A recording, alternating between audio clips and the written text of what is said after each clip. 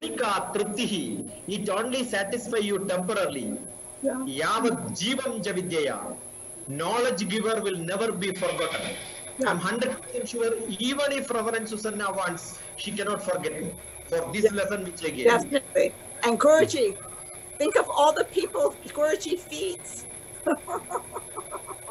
So, before continuing this discussion, I enjoyed the discussion. Our guest of honor is here, Dr. Frank Hoffman. After he speaks, then we'll ask more questions. I know this is a very good debate.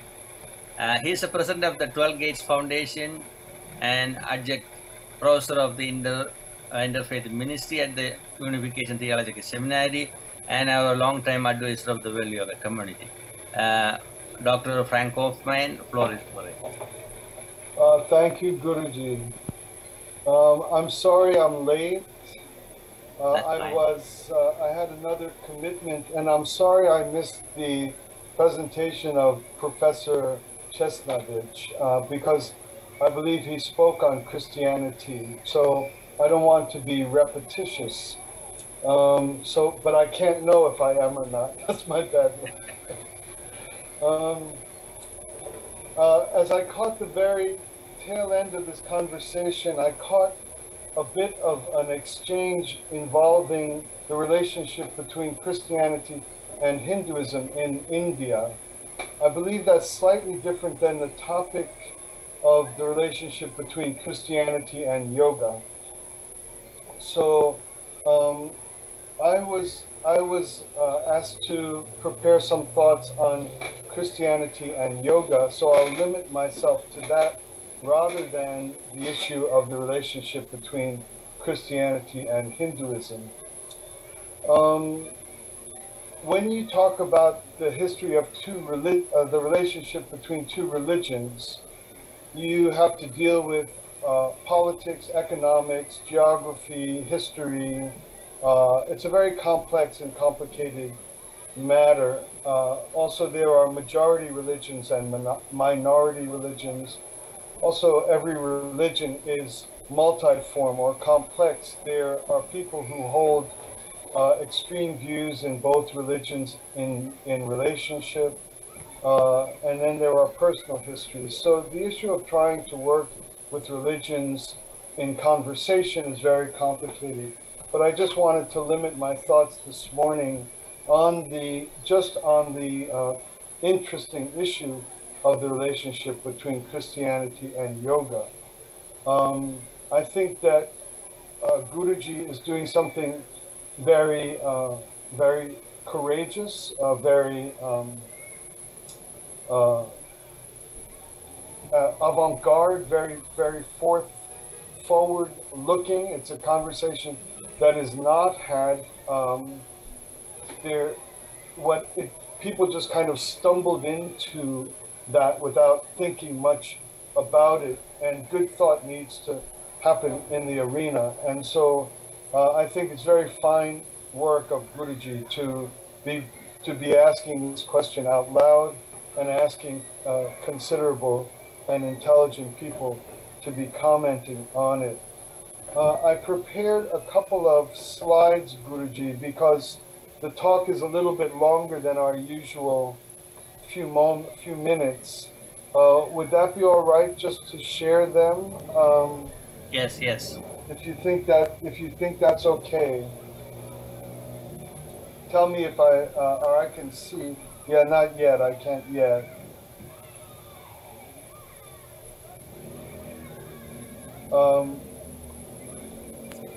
I can work off of them on my own. It would be easier, more helpful if people could see them as well. But either way is all right.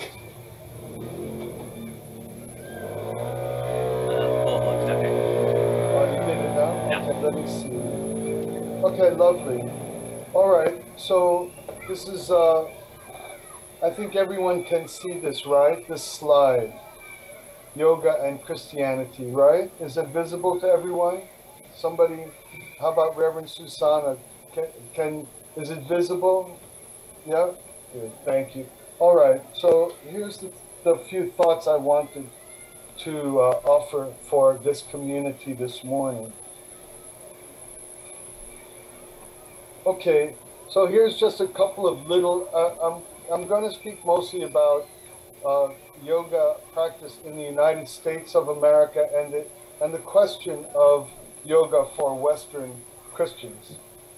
So there's about 30 million Americans who practice yoga. That's a massive amount of human beings. The number of yogis increased 50% in 4 years, in the last 4 years. So that's momentum, that's trend. It's only bound to increase. These latter two pieces of data are just matters of interest. I don't quite know why women account for such a high percentage of yoga practitioners. All you can do is get in trouble by trying to guess why. And 14 million over the age of 50. That's really promising. It's good for people over 50 to take good care of themselves. So, on the matter of can Christians practice yoga, or should Christians practice yoga, or may Christians practice yoga? Here's a quote in answer to that question. No, Christians should not practice yoga, since the intention of yoga is a path to attain salvation through union with a false deity. Some Christians practice yoga and say that all Christians can practice yoga, but that is incorrect.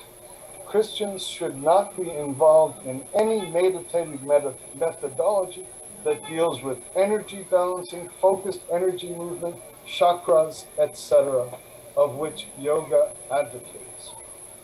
That's a rather disturbing thing to read or see or hear, but there is a significant voice in American Christianity that regards yoga practice as worrisome and as a threat to the ideal of Christian behavior.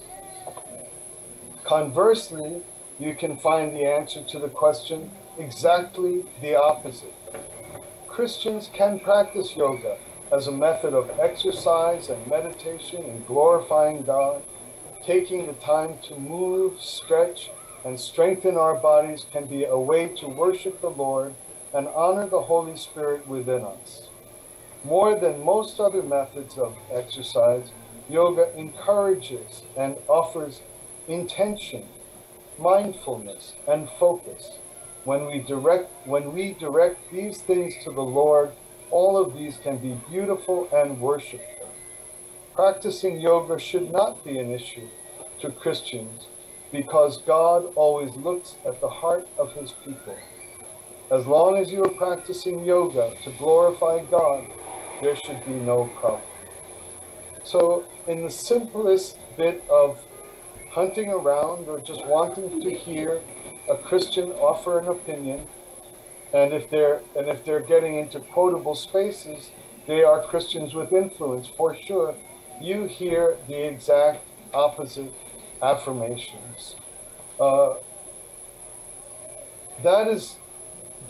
This range, just in a couple of slides, I think should be helpful for people who think that they can just approach the issue simplistically or unthinkingly, or just regard my own opinion as settled matter. Of course, Christians should practice yoga. It's the most wonderful thing in the world. I feel wonderful by doing it. It's healthy. It's good.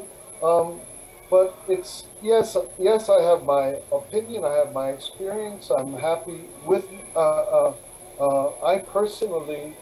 I don't know why or how that happened, but I've been practicing yoga, I think, for around 45 years. I love it. I'm grateful for it. And I think it's the most wonderful thing in the world. But I think we do need to be aware that there are perspectives in Christianity in which non-evil people and not bad people actually honestly feel concerned about whether or not yoga practice is a concern for Christian belief. The point of where there's two pairs of things that are involved in trying to resolve these differences. One pair is what's called traditional yoga and what's called modern yoga. Another pair is what's called Hatha yoga and Raja yoga. And so the question for these people who are dogmatic or serious about their religious beliefs is, can one engage in the health practices without engaging in the cosmology and metaphysics and particular religious practices? That's the question, and that's the issue. And this other Christian thinker that I was reading and thinking with wants to move beyond just saying, no, you don't have to worry about Hinduism. They believe what they believe, but we're saved by Jesus. And so we just want the physical breathing and the health and the body, and that's a way to do it, but I don't think it's the highest way. And I'll conclude in a minute or two. Here's some thoughts from a thinking and intelligent Christian, which I really enjoyed her thought. Here she is finding in the yamas, in the yogic concepts and practices, and from within the Hindu elements, the more metaphysical and the more spiritual elements of yoga. It isn't just to protect my Christianity, and so I'll just stretch and I'll just breathe, and that's all I want to know. She's actually investigating into the wisdom of Hinduism and finding its parallels and its bridges and its commonalities across both practices, so that the Christian practicing yoga doesn't have to just be like going to the gym. That person, he or she, can actually be enhancing and strengthening their own spirituality and their own religious life. And I think this is really, I think this might be quite consonant with the vision and potential of the World Yoga Community. And Guruji knows this. I don't even have to address you on such matters. But here are the classic things that one will find in Hinduism, where if you go down to Tennessee and walk into a church and you talk about ahimsa and what is it, aparigraha, asteya, brahmacharya, you'll scare them to death in the church. But then if you talk to them about don't steal, don't covet, don't murder, it's like the 10 Commandments. It's straight out of the Bible, and they'll say, "Oh, sorry, Yoguji, Guruji, please, here's a seat in the front." It's straight out of our way of life. So this is a slightly higher way of engaging and starting to see how yoga can be a bridge to the two communities, not by protectively relegating it to pure, quote unquote, exercise, which is fine if that's all you're interested in, and you can derive your powers to have your purity and your truthfulness in other sources. This is fine one way or the other, but this frightened delimiting of physical, I'm just stretching, it's not necessary. The religions are highly compatible. These are even more deeply inside of the spirituality of Hinduism associated with yoga. And these are the things that when the dogmatic Christian or the doctrine-oriented Christian will have concern about the concept of God. They don't really like the pantheistic, all-pervasive God and all. The Christians really have a much preference for an intentional God of grace, and so, but this doesn't interfere with Christian postures of myself and God as not the same thing, which are part of certain Hindu spiritualities. So I can send this these couple of lists or these couple of slides to our friends here, Guruji, or Yes, you yes, can you can, post you can it. say. Yeah. And I think it will be an ongoing kind of tool or an added little bauble in our sack of coins while we're traveling together. So there it is. Those are some thoughts on Christianity and yoga. And I what do you call it? I praise you, Guruji, for the courage and for the simple confidence that harmony is always just around the corner or already with us. The main core teaching of the spirituality itself is unconditional love, nothing else. Amen. All the religions are man-made, but spirituality exists in the universe. Do you agree or not agree? This is my personal opinion. Yeah. I guess they're man-made in cooperation with the loving God. And maybe the differences just come. They start with the fact that it's a desert in one place and rainy in the other, and we start to make our.